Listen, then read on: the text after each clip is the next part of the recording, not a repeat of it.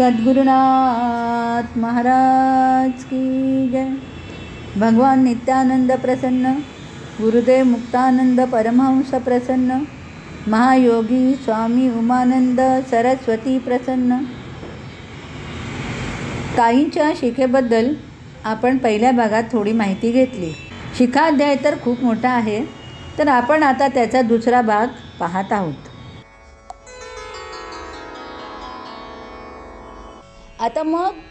आता जटा वळायला लागल्या, एका साईडने सुरुवात झाली। जटा वळायला लागल्यावर मग केस विंचरता येत नव्हतं ताईंना। बरोबर आहे, जटा वळायला केस कसे येतो तो आता आपण पण बघतोय ना, शिखेचा फोटो बघतो, तर ते वळायला लागल्यावर केस ताईंना विंचरता येत नव्हते। तर शैला अंदूरकर तेव्हा ताईंची सेवा करत होती, आपल्या मंदिरातली साधिका।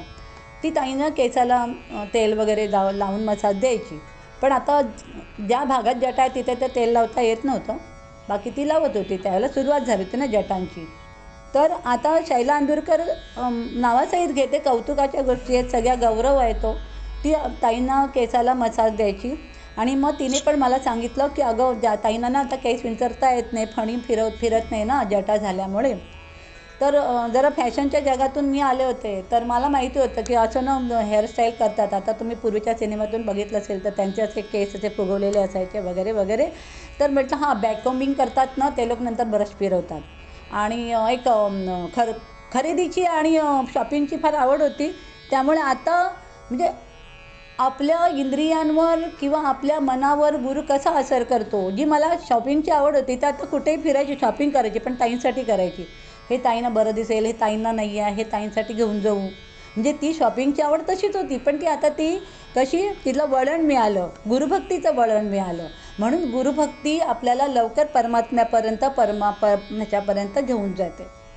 तर मग फिरले खास मी पार्लरमधून पण गेले, सगळीकडे गेले की बॅककॉम्बिंग नंतर तुम्ही कोणता ब्रश वापरता, आणि तो ब्रश खरेदी करून आणला, सॉफ्ट होता छान, त्यातल्या त्यात चांगला ब्रश मी बेस्ट असं मला वाटला तो ब्रश घेऊन आले। आणि शैलाला म्हटलं अगं हा ब्रश दे ताईंना, मग ताई विंचरतात की नाही, मग ते असं केस बरे नाही दिसणार ना, मग ह्या ब्रशने ताईंनी विंचरले की ते केस बरे दिसते।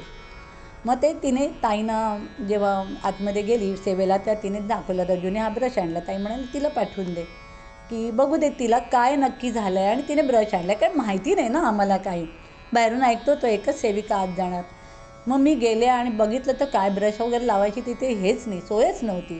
सगळे केस ते मॅटसारखे, मॅट म्हणजे आपण एकात एक असं विण करतो ना, मुली करतात ना मॅट, तसं विणतात त्याच्यातून तसं ते विणलं गेलं होतं। अगदीच आपल्याला जर कल्पनाच पाहिजे तर गवळणीचं घरटं, आपल्याला मराठीत सगळे मराठीत होतं माहिती आहे, गवळणीचं घरटं म्हणजे तो पक्षी बघा उलटं घर बांधतो, आणि तो प्रत्येक वेळेला एक धागा घेतो ह्याचा, गवताचा म्हणा किंवा नारळाच्या ह्याचा पातीचा, पण तो एक धागा घेतो आणि पटपट त्या चोचीने तो इथून तिथून काढून ते विण करत असतो। तसे ते केसाची विण होती। आणि मी ब्रश घेऊन गेले आणि म्हटलं अरे बापरे, ह्याला ब्रश कसे फिरवणार, जरासा मी बघितला प्रयत्न करून, पण नाही, ताईंना ते खेचल्यासारखे पण केस होत होते। मी तिथे होते म्हणून मला ते कळले। ह्या जटेची सुरुवात झाली तेव्हा तो ब्रश आणला होता। आता हे काय आहे, मी थोडंसं येणार कारण पाहिलेलं जे मी आहे म्हणून। तर आता कळलं आपल्याला, ह्या तऱ्हेने ताईंची जटा बनायला सुरुवात झाली। आणि खरं तर आता फोटो आपण बघतो ताईंचे जे कलरफुल फोटो आहेत पूर्वीचे, त्याच्यात ताईने असं एक बोट केलेलं स्तंभाला लावलेला फोटो आहे, असं किती फोटो जटा बघा ताईंची, जटा म्हणा आंबाडा म्हणा, तो एवढूसाच आहे, छोटाच आहे। मग नंतर तर मग महादेव झाल्या ताई आणि तो फोटो आहे, त्याच्यात जटा केवढी मोठी अलकाने काढलेला फोटो आहे तो।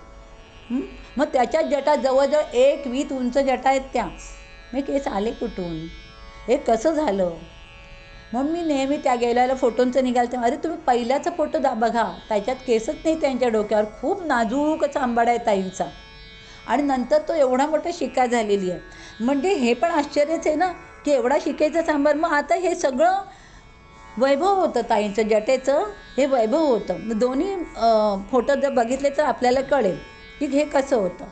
आणि मग ती आता एकदा सांगितलं की बाबा ह्या तऱ्हेने शिखा ताईंची वळायला लागली, व्हायला लागली वगैरे आपण पाहिलं। तर आम्ही जो सगळ्या मुली राहत होतो ना मंदिरात, आम्ही आपल्या स्तंभाच्या ना आजूबाजूला तिथे जास्त वेळ थांबायचो, एकतरी असायचे आपोआप. का तर ताईने जर हाक मारली तर आमच्यापैकी कोणीतरी इथे पाहिजे. मग काही कारण असेल, मग कोण प्रदक्षिणा घालेल किंवा तिथेच काहीतरी वाचत बसेल, पण त्या चौकात आणि तेवढ्या भागात आम्ही असायचो.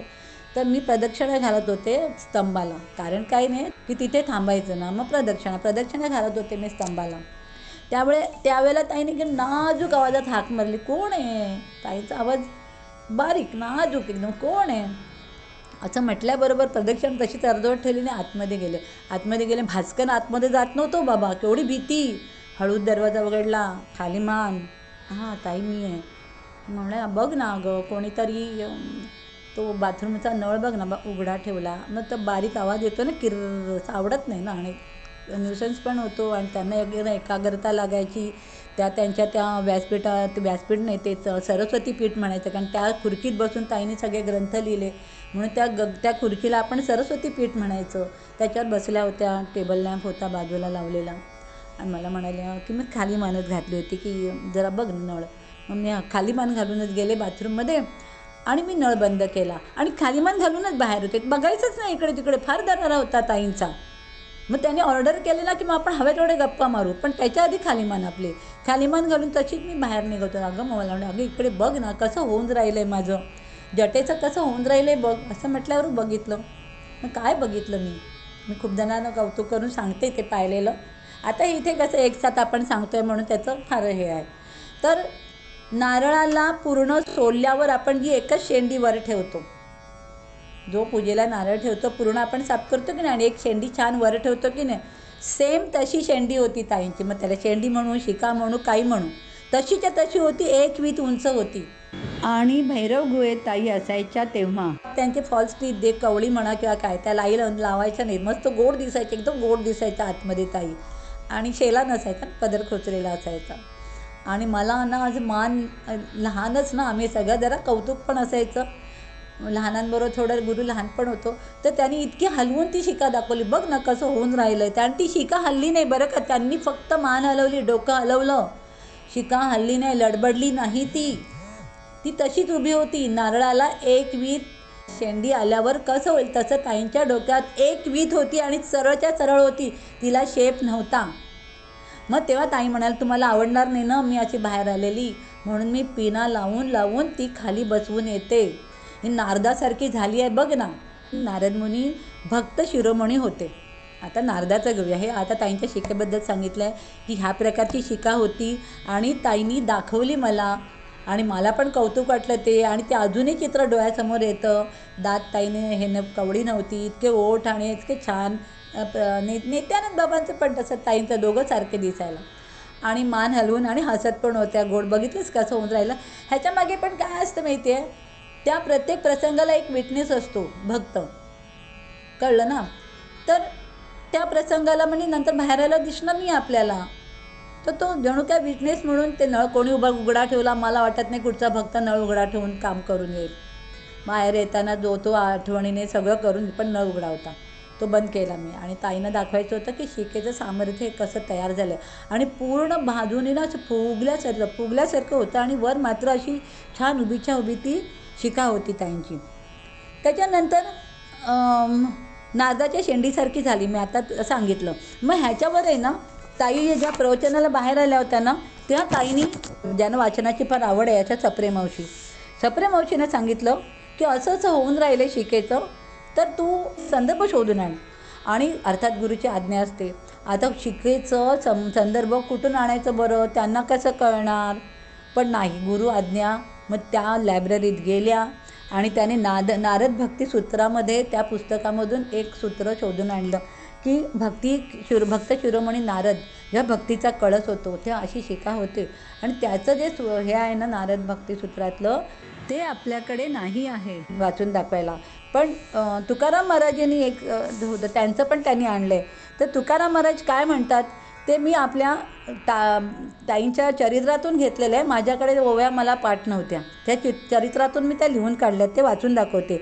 शिकासूत्र तुझा गुंतला जयात, तवरी तू जाण श्रुतीदास, जोवर तुझा शिखा म्हणजे शेंडीवरची म्हणजे केस आपले, आणि सूत्र म्हणजे गळ्यामध्ये जानवं म्हणा, गळ्यामध्ये काय असेल तुमचं ते, त्याचं जोवर गुंतणं होतं आहे, ते एकमेकाशी त्यांचा मिलाप होत आहे, गुंतणं होत आहे ना, तोवर तू श्रुतीदास आहे. अजून तू झाला नाही आहेस मोठा, अजून तू काय आहेस, तुलावरच आहेस, अजून सूक्ष्मात गेला नाही आहेस, तुझी प्रगती झाली नाही आहे. शिखासूत्र याचा तोडी तू संबंध, ह्या दोघांचा संबंध जर तुटला मग तुझं बाधा नाही, मग तुला बाधा नाही बरं का, म्हणजे तू ऊर्ध्वरेत झालास. शिखा आणि सूत्र म्हणजे गळ्यातलं जानवं असू देत किंवा गळ्यातलं काही असू देत, त्याचा आणि केसाचा संबंध आला नाही पाहिजे. सगळे केस ऊर्ध्व झाले पाहिजे, तर तू खरा पूर्ण झालास. काय झालं, शिखासूत्र याचा तोडी तू संबंध, तो संबंध तोडी म्हणजे ती योगच तोडतो संबंध. मग तुला बाधा नाही, मग तुला कसली बाधा नाही, तू झाला ऊर्ध्व, तू झालाच संपूर्ण, सगळं मिळवलं. त्यावेळेला जरा जवळ होते मी, त्यामुळे बऱ्याच गोष्टी माहिती आहेत, त्यामुळे माझा आग्रह होता की मी सांगते. तर आपण इथे शिखासूत्रापर्यंत आलो, तर बाकीच्या सर्व गोष्टी आपण पुढच्या भागात पाहू. सद्गुरुनाथ महाराज की जय.